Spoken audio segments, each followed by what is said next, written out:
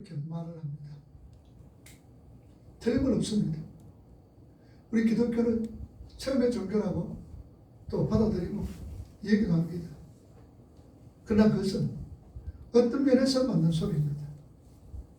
그 체험은 우리 기독교 말하는 체험은 심리적인 것이나 기적적인 것의 체험이나 혹은 내 소원이 이루어진다는 것에 대한 체험이 아닙니다. 우리 신앙을 자라게 하는 기독교의 체험은 환난과 고난과 어려움을 겪으면서 이런 환난과 이런 고난과 이런 고통 속에서 어떻게 내 마음이 이렇게 평안한가? 어떻게 이런 어떤 환난과 고통 속에서 어떻게 내 마음이 이렇게 평안함이 기쁨이 있을 수가 있는가에 대한 체험입니다. 흔히들 세상을 살아가면서 많은 어려움이 있습니다. 고통을 당합니다. 괴로움이 있습니다. 그거는 이 괴로움을 어떻게 내가 대처하느냐. 부자나 명예나 권력 있는 사람들도 괴로움이 있고 환난이 있고 역경이 있고 고통이 있고 억울한 일을 당할 때는 견딜 수가 없습니다. 그래서 스스로 목숨을 끊는 일들이 비일비재합니다. 인기가 많은 사람일수록 명예가 많은 사람일수록 또한 물질이 많은 사람일수록 이런 어떤 고통과 어려움을 참아내지를 못합니다. 우리 기독교는 어려움으로 통하여서 고난으로 통하여서 역경으로 통하여서 한 발짝 한 발짝 하나님께로 가까이 하게 하는 상황입니다. 환경입니다. 그러기에 고난으로 통하여서 하나님을 더욱더 알게 되고 역경으로 통하여서 더욱더 하나님을 가까이 하게 되고 그러므로 입으로 고백하면서 내 마음속에 평안함이 있습니다. 기쁨이 있습니다. 어떤 환경이라도 감사할 수 있는 게 우리가 말하는 체험이다라는 말씀입니다. 그러기에 빌립보 4장 12절과 13절 말씀을 한번 읽어볼 수 있기를 바랍니다. 뭐라 그랬습니까? 12절 나는 빛을 찾을 줄도 알고 풍부에 찾을 줄도 알아. 모든 일 곧 배부름과 배고픔과 풍성함과 일체의 비결을 배우느라 내게 능력 주시는 자 안에서 내가 모든 것을 할 수가 있습니다. 여러분 하나님께서 내게 능력 주셔서 감옥에서도 혹은 배고픔과 고난과 비천에도 극복할 수도 이겨낼 수도 있는 자가 됐다는 말이죠. 자기가 원하는 것은 무엇이든지 다 이룰 수 있다는 것이 경고입니다. 기독교는 우리가 믿는 기독교의 체험은 이런 체험을 말한 것입니다. 사도 바울은 지금 로마 옥중에서 빌립보 성도들에게 이 말씀을 하시면서 하나님이 나에게 능력을 주실 때 내가 배고픔도 이길 수가 있고 배부름도 어떻게 이길 수가 있으며 어떤 환경과 고난과 역경과 고통 속에서도 하나님은 나에게 힘을 주셨기 때문에 이런 모든 환경을 극복할 수가 있다라고 고백을 합니다. 이것이 오늘 저와 여러분들이 체험할 수 있는 하나님을 체험할 수 있는 체험의 종이다라는 사실입니다. 신앙생활은 기분이나 느낌으로 해서는 안 됩니다. 정확한 말씀 이해가 먼저 선행되어야 하는 것이지요. 그래서 우리 믿음은 뭐로서 나타난다 그랬습니까? 로마서 10장 10절 뭐라 믿음은 들음에서 말미암다라고 성경은 우리에게 말씀하고 있습니다. 하나님의 말씀을 듣고 하나님의 말씀을 읽으며 배우면서 그것이 이해가 되면 그 이해가 가슴으로 내려오게 되는 것이죠. 그래서 요한계시록 1장 3절에 뭐라 그럽니까? 이 은혜의 말씀을 읽는 자들, 이 은혜의 말씀을 듣는 자들, 그리고 이 은혜의 말씀을 지켜 행하는 자가 복이 있다고 성경은 우리에게 말씀하고 있습니다. 느낌이나 감정, 지분으로 하는 신앙은 절대로 성장할 수 없습니다. 오늘 저와 여러분들의 신앙의 성장은 정확한 진리에 대한 이해가 반드시 선행되어져야 됩니다. 그럼에도 우리 주위의 기독교 신앙을 심리적인 체험이나 기복적이며 혹은 주술적으로 이해를 하고 정리를 하는 사람들을 많이 우리가 볼 수가 있습니다. 물론 오늘날도 기적과 이적을 일으키는 경우들이 있습니다. 하나님께서는요 분명히 어제나 오늘이나 영원토록 동일하시는 우리 하나님이십니다. 우리 하나님께서는 구약시대 때나 우리 하나님께서는 신약시대 때도 많은 이적과 기적을 베풀으셨습니다. 일으키셨습니다. 오늘날도 마찬가지입니다. 우리 하나님이 기적과 이적을 일으키시는 경우도 있습니다. 왜 그러면 하나님께 하나님께서 이런 기적과 이적을 일으키시느냐? 그것은 하나님께서 하나님의 백성들의 행복하기를 위하여 행복을 원하시기 때문에 우리 성도들에게 때로는 주에게 기적과 이적을 일으킬 수가 있습니다. 그러나 우리 믿음의 성도들에게 주시고자 하시는 그 복은 이 땅의 것이 아닌 하늘의 것을 즐거워하는 것입니다. 그리고 기적과 이적은 절대로 사람을 변화시킬 수가 없습니다. 기적과 이적을 체험한다고 해서 그 사람이 예수를 믿는 사람으로 돌아서는 경우 희박하다는 사실. 물론 하나님께서 원하시면 그 사람을 부르는 어떤 수단으로서도 기적과 이적을 일으킬 수가 있습니다.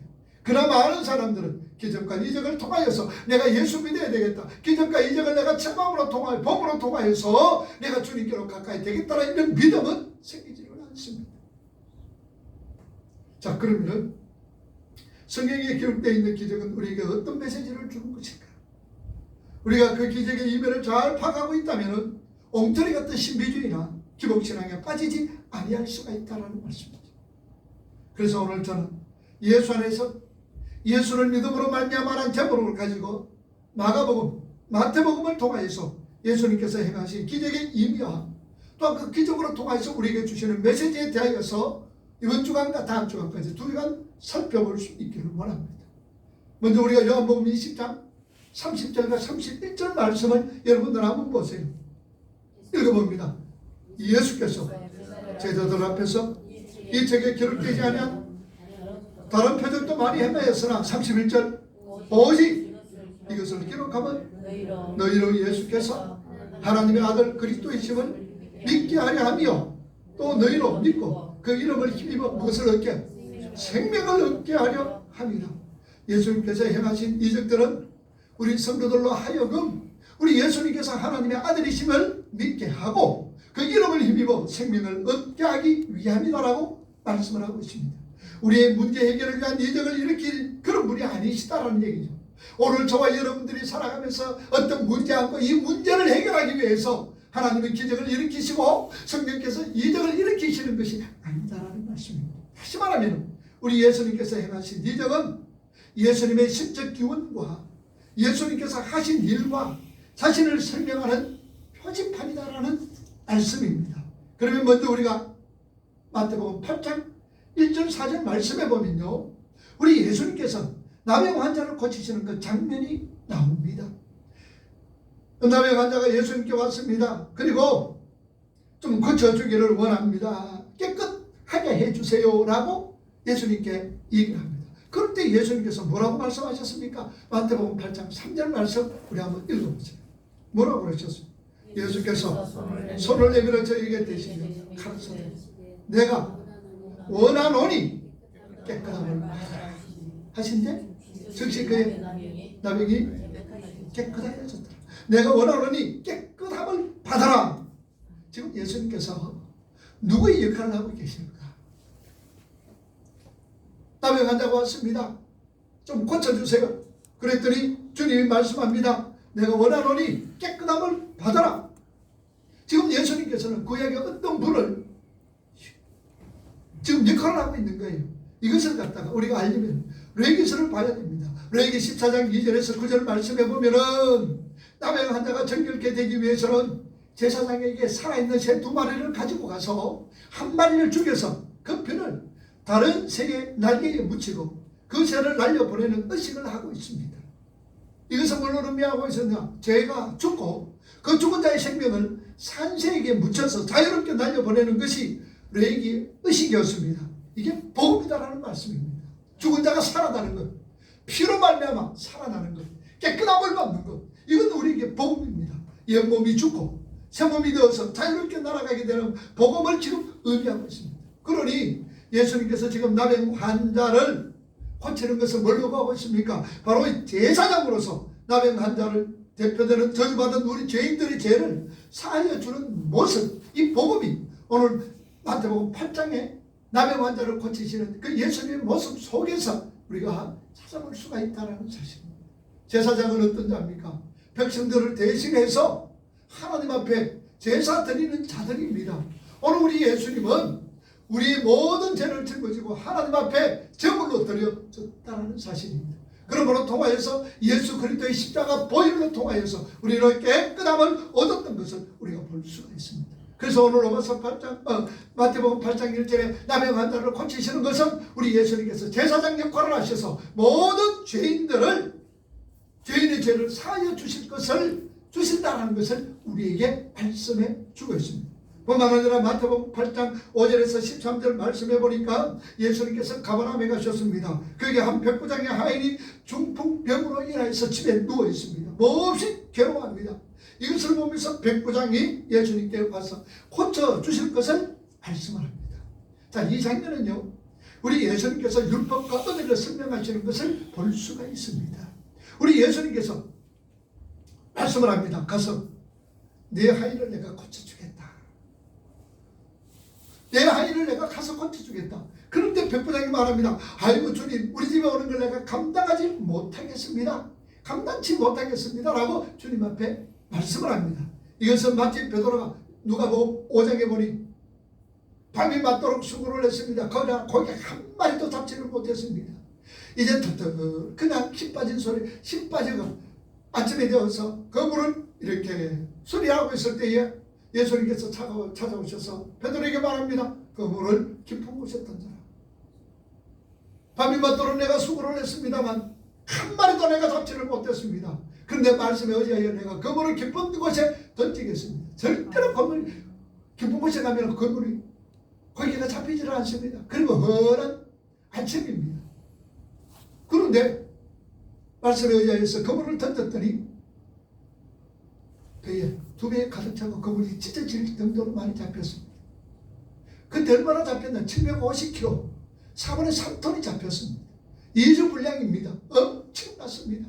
그때 베드로가 말합니다. 주여, 내가 감당하지 못하겠습니다. 나는 죄인입니다. 나를 떠나서서 하는 것과 똑같다는 사실입니다. 그리고는 자기도 백부장이 말합니다. 부하가 있습니다. 오라 하면 오고 가라 하면 가고 이걸 하면 네가 하고 저거 하면 저거 하는 자기도 그렇게 해달라고 얘기합니다. 주님 말씀하시면은 나에게 말씀하시면 내가 그렇게 하겠습니다. 여러분 잘 보세요. 백부장은요 하인의 병을 낫게 하겠다는 마음도 있었습니다. 내 하인이 괴로워하는 거 못 봐요. 그래서 주님께 와서 고쳐주세요. 낫게 하겠다는 마음도 있습니다. 그래서 예수님께서 어떻게 하시든지 그것에 내가 그 말씀에 순종하겠습니다. 그 말씀에 따르겠습니다라는 그것을 얘기하고 있다는 말씀입니다.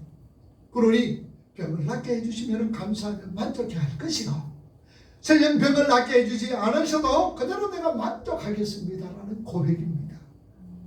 이거 하면 이거 하겠습니다. 저거 하면 저거 하겠습니다. 예수님 내 아이의 병을 고쳐주시도 감사하고 만족하겠고 설령 고치지 못한다 할지라도 고침받지 못한다 할지라도 나는 이로 인해서 만족하겠습니다 라는 신앙의 고백입니다. 여러분 그 고백이 어떻게 우리는 꼭 하나님 앞에 나와서 기도할 때 내 소원대로 이루어지지 않으면 입이만 나와요. 내 소원대로 이루어지지 않을 것 같으면 얼마나 기도하는데 힘이 빠지는지 모릅니다. 우리 그렇게 생각해요.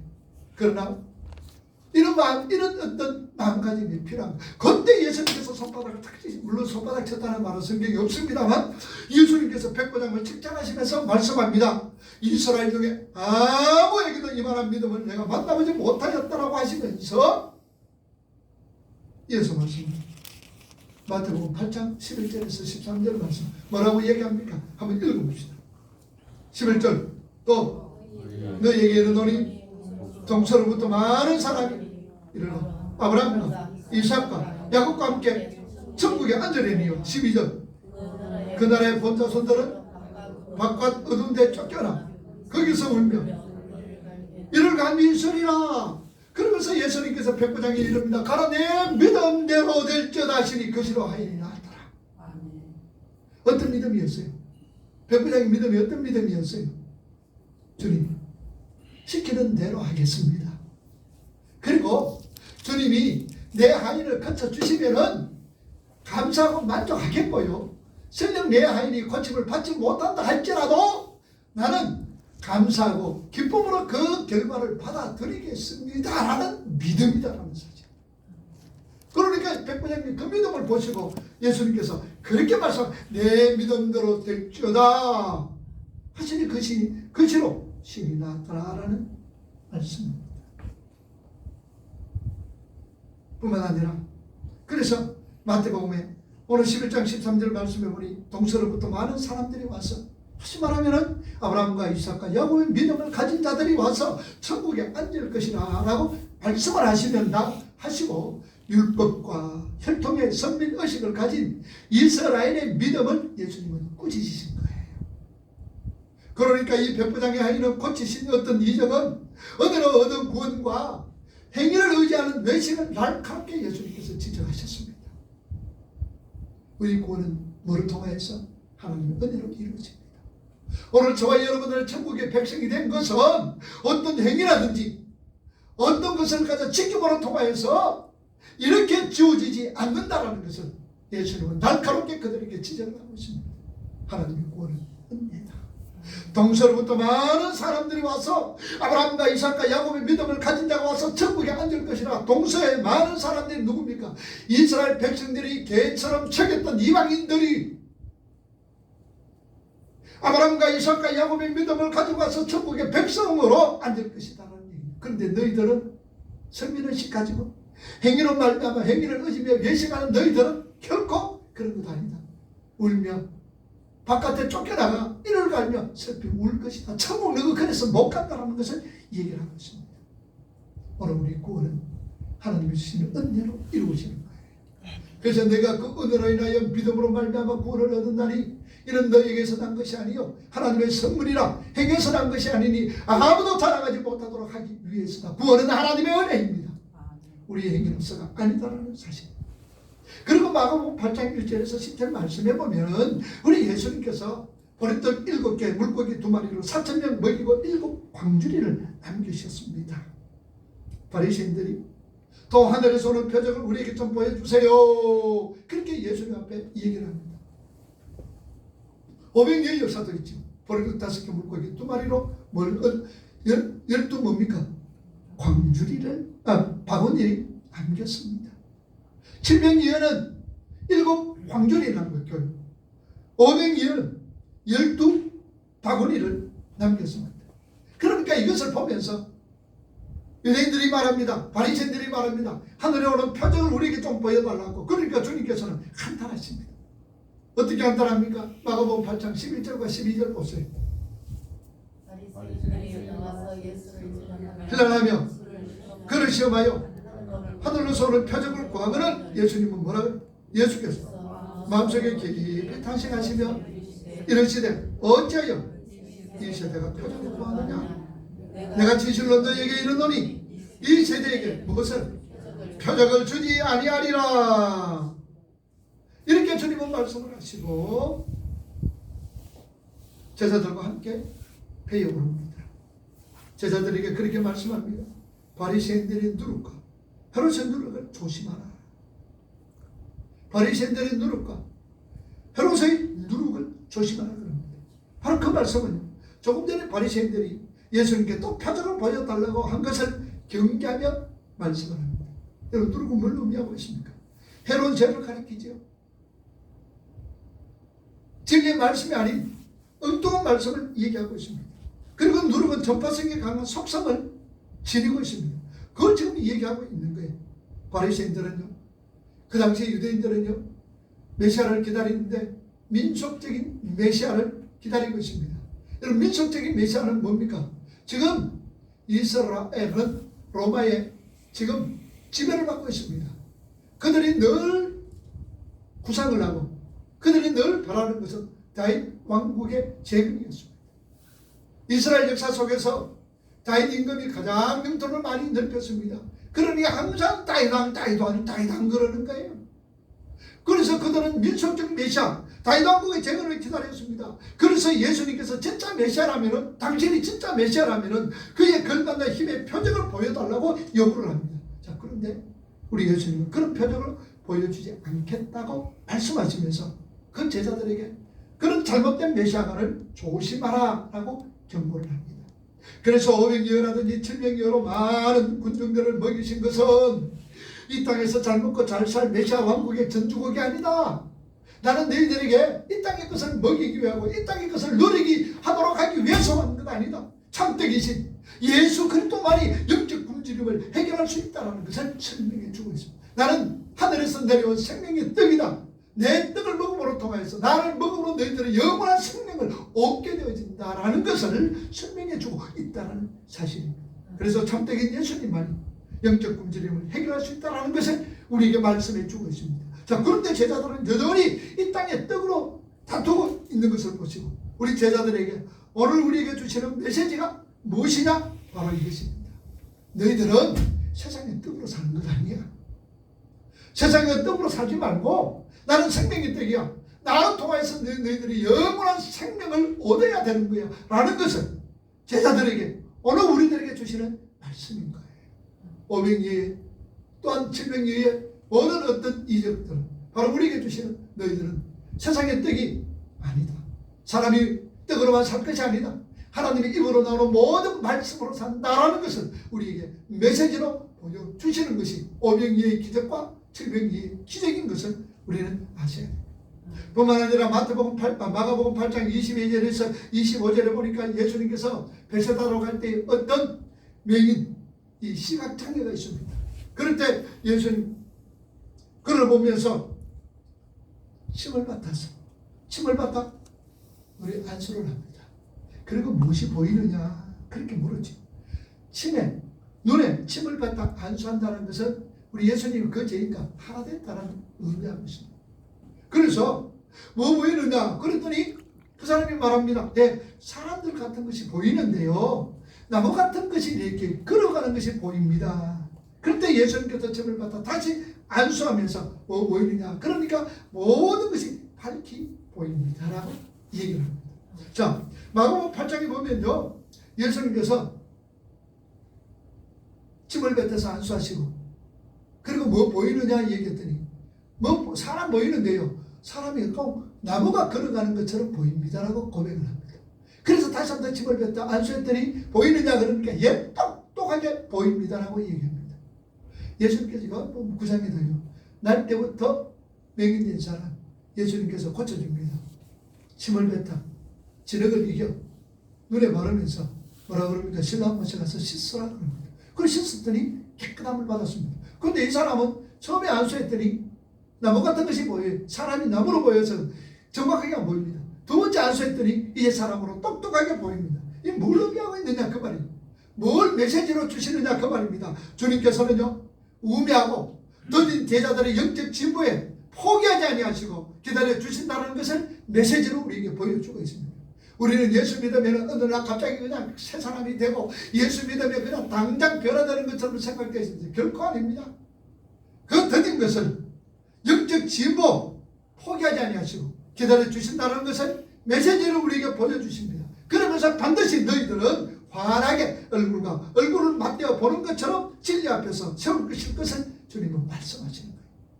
우리가 지금 우리 모습은 이래도, 지금 나의 모습은 이렇다 할지라도 우리 하나님께서는 반드시 우리를 얼굴과 얼굴로 대하듯이 뚜렷하게 진리 앞에서 세워주실 것을 믿으시기 바랍니다.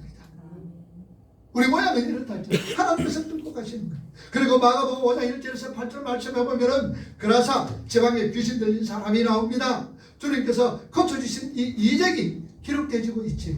그 귀신 들린 사람에 대하여 묘사를 보면요, 이 귀신 들린 사람이 뭘 입고 있으면 옷을 벗고 있었다 그랬어요. 옷을 벗어가 부끄러운 줄도 모르면서 살아갑니다. 죄인들은요, 부끄러운 죄를 지으면서도 부끄러운 것 몰라요. 심지어 그것을 자랑 삼아 얘기합니다. 옷을 벗어도 부끄러운 줄 몰라요. 그 죄인이 오히려 그것을 자랑 삼아합니다. 여러분, 교도소에 가면요, 어떤 죄 지어서 나는 어떤 죄 지었어, 나는 어떤 죄 지어서 이렇게 와서 서로 이 죄수들이 그 자랑하는 것을 우리가 들을 수가 있습니다.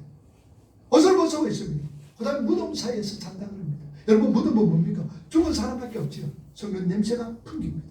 죄인들은요, 예수 그리스도가 없이 자기들이 의만 드러내는 썩어가는 신체를 탐해서 지금 살고 있다는 사실이죠. 그리고 귀신들은 힘이 있습니다. 엄청난 힘을 가집니다. 쇠사슬을 끊을 만한 그런 힘을 가지고 있습니다. 죄인들은 힘이 있어요. 세상 사람들은 힘이 있어요. 돈과 명예와 권력, 지식, 힘이 있습니다. 자기들만을 위한 힘으로 씁니다. 그런데 그 힘은요, 자신을 파괴해버리는데 수단이 되진다는, 파괴해 나가는 힘이다라는 사실입니다. 세상 사람들은 많은 힘을 가지고 있어요. 돈과 명예와 권력과 지식. 그런데 이것은 뭘 의미하느냐? 내 자신을 파괴하는데 사용되지는 도구다라는 사실입니다. 마가복음 5장 5절 보세요. 뭐라 그럽니까? 마가복음 5장 5절. 밤낮 무덤 사이에서나 산에서나 늘 소리 지르며 자기의 몸을 뭐하고 있었더라? 해치고 있었더라? 힘이 있어요. 그걸 가지고 자기 몸을 해치고 있다는 사실입니다. 결국 하나님 외에 자신이 믿고 있는 힘이라고 여기고 있는 자신의 어떤 존재의 안정과 행복을 맡기고 있는 모든 것이 다 마귀의 속임수다라는 것을 우리가 아셔야 돼요. 내가 이 세상 살아가면서 이 세상 것으로 안정과 이 세상의 것으로서 행복을 누리면서 살아가려고 하는 이 세상의 모든 것은 마귀의 속임수다라는 얘기입니다. 그것을 다른 말로 우상 섬기는 자라고 성경은 말씀을 합니다. 자, 그런 자들은 무덤 사이에서 사는 자다 그래요. 누가? 이사야 선지자가 그래요. 이사야 65장 1절에서 5절 말씀 보세요. 이사야 65장 1절에서 5절. 나는 나를 구하지 아니하던 자들에게 을 받으며 나를 자에게 찾아내게 되었으며 내 이름을 부르지 아니하던 나라에게 내가 여기 있노라 내가 여기 있노라 하였노라. 2절. 내가 종일 손을 펴서 자기 생각을 쫓아 벌써는 묻지 않는 길을 행하는 패역한 백성들을 불렀나니. 3절. 제사하며 분양하여 내 앞에서 항상 내 노를 일으키는 백성이라. 4절. 그들이 어떤 사이에 앉으며 무덤 사이에 앉으며 은밀한 처소에서 지내며 돼지고기를 먹으며 가정한 물건의 국을 그릇에 담으면서. 5절. 네게 거짓하지 말라. 나는 너보다 거룩함이 니라 하나니 이런 자들은 내 코에 연기요 종을 타는 불이다. 선지자는 이렇게 해요. 우상을 섬기는 자들을 가리켜서 어디에 사는 자다? 무덤 사이에 사는 자들이다 라고 표현을 하고 있는 거예요. 그리고 우상을 섬기는 자들은 자기 몸을 상하게 하지요. 자기 몸을 얼마나 상하게 합니까? 열왕기상 18장 28절 보세요. 열왕기상 18장 28절 읽어봅니다. 28절 시작. 이에 그들이 큰 소리로 부르고 그들의 규례를 따라 피가 흐르기까지 칼과 창으로 그들의 몸을 뭐하게 했더라? 상하게 했더라. 우상 숨기는 자는 자기 몸을 이렇게 상하게 하는 거예요. 귀신 들린 자는 바로 세상의 가치 있는 우상 속에서 그것이 진짜 가치인 양 착각하고 살아가는 모든 죄인들을 가리키고 있는 거예요. 그러한 귀신 들린 자에게 예수님께 오셨습니다. 그리고 그 귀신들을 어디에 모읍니까? 돼지떼에 몰아넣어버립니다. 그러면 달려가서 그냥 바다에 빠져 몰살됩니다. 이름이 뭐고? 그러니까 군대입니다 그랬죠. 레기온이라고 그래요. 군대입니다. 이 군대 같은 거는요, 한 군단이 얘기합니다. 적어도 한 7천 정도 엄청난 이 귀신이 그 속에 들었다는 얘기예요. 그러니까 돼지들 속에 들어 돼지 2,000마리가 바다에 빠져 몰살해 버립니다. 자, 바다에 빠져 몰살하는 장면을 또 어디서 우리가 봅니까? 죄인들이 바다에 몰살하는 장면 어디서 봅니까? 홍해바다지요. 홍해바다 애국 군대가 수장이 되어집니다. 그걸 지금 주님은 연상시키고 있는 거예요. 여러분, 애국은요 지금 세계에서 가장 최강 나라입니다. 이 애국은요 세상에서 가장 가치 있고 매력 있는 것의 상징입니다. 죄의 상징이면서도 가장 매력 있고 가치 있는 곳의 상징입니다. 그러니 이 애국은 충분히 사람들이 자신의 힘이라고 여길 수 있는 것들을 상징합니다. 그런데 그 모든 것들을 애국의 이 군병들을 어디에? 홍해에 수장시켜버립니다. 홍해에 빠뜨려 죽여버립니다. 그 모든 것을 그 귀신 들린 자는 그 귀신 2,000마리나 6천 7천 정도 되는 그 귀신을 어디에?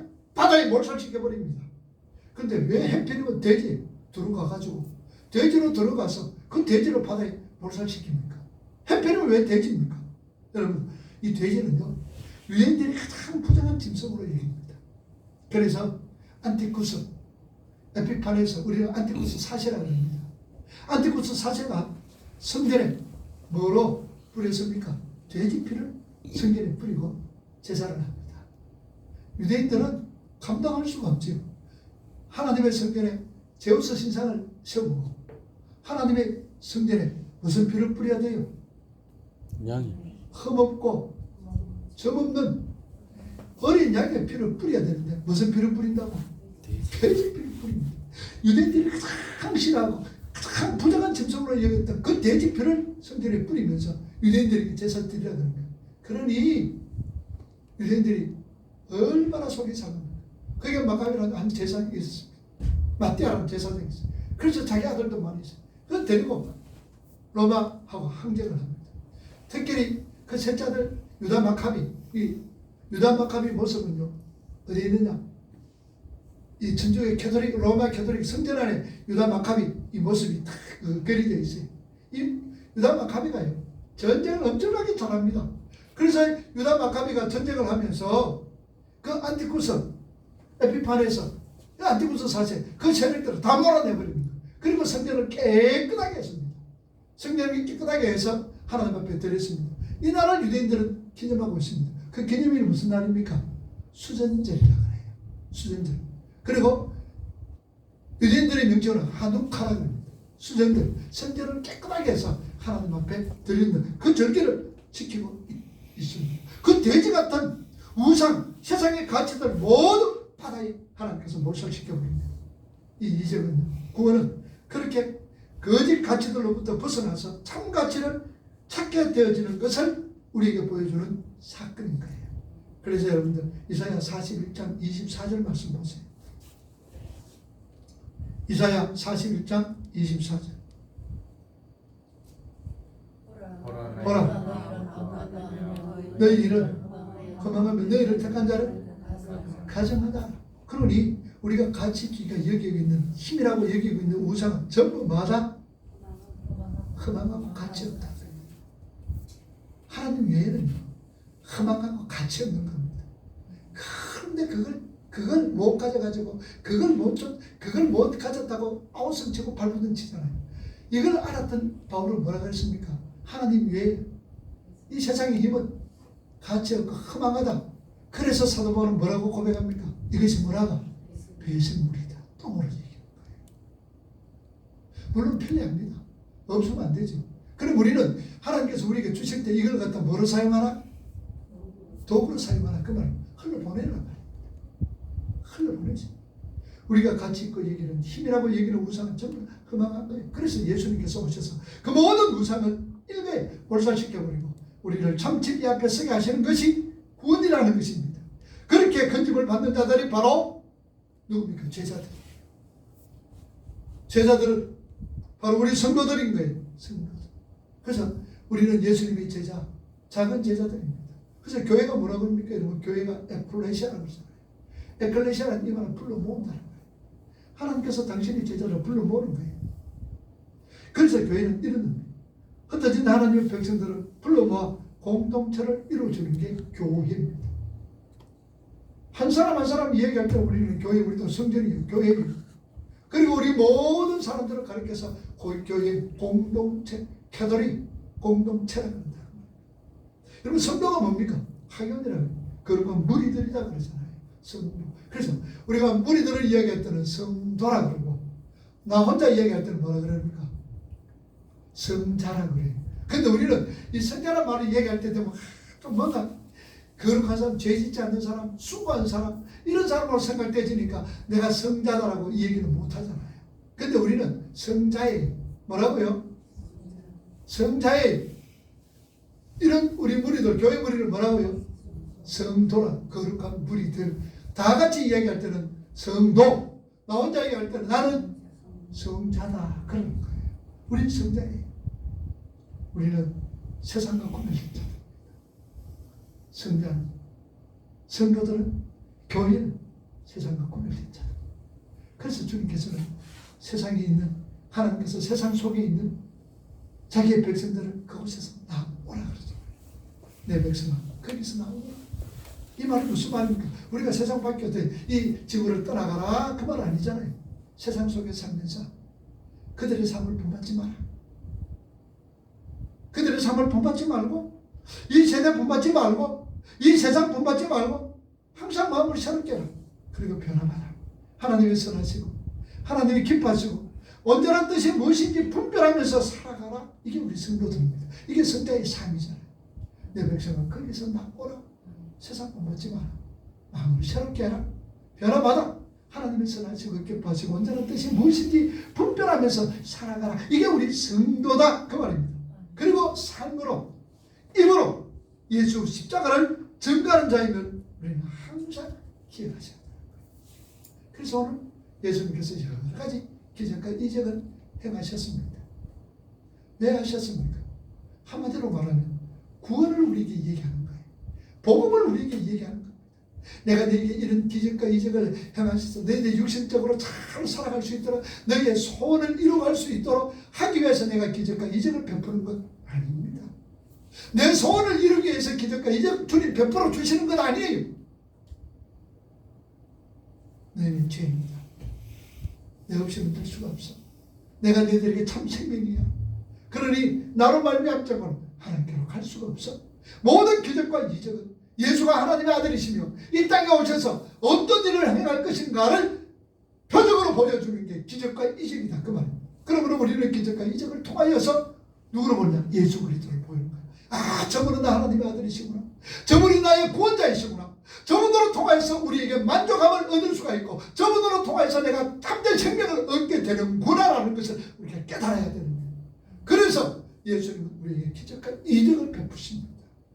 그 기적과 이적 속에서 복음을 발견하면서 우리는 성도로서 성자로서 입으로 삶으로 예수 그리스도를 증거하는 작은 예수의 제자로 살아가는 오늘 저와 여러분이 되기를 주님의 이름으로 축복을 합니다.